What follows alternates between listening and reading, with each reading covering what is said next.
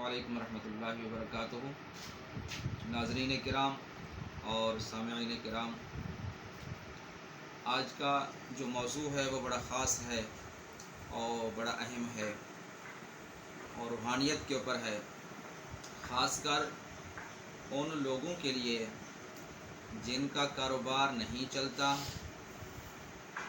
کاروبار میں نقصان ہو رہا ہے، وہ بندہ قرض دار ہے، قرضہ اترنے کا نام نہیں لیتا اور کاروبار برباد ہو گیا ہے اور مالی اس کو تنگی ہے، تو اس کے لیے اور ان لوگوں کے لیے یہ زبردست عمل ہے۔ وہ یہ ہے کہ سورہ اخلاص 200 مرتبہ روزانہ پڑھیں، اول آخر درود شریف، اور اس کا ثواب جو امیر انبیاء کرام ہیں ان کی روحوں کو بھیجیں، ایصال ثواب کریں، اور مالدار صحابہ کرام کی ارواح کو ایصال ثواب کریں۔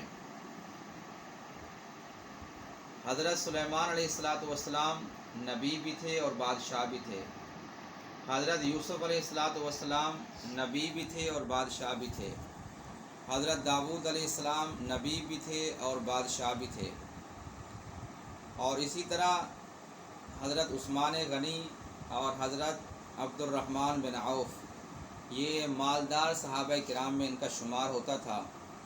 یہ عمل پڑھ کے روزانہ ان کی روح کو ایصال ثواب کریں، اور چلتے پھرتے یہ دعا پڑھتے رہیں: اللہم اکفینی بحلالک عن حرامک واغننی بفضلک عمن سواک۔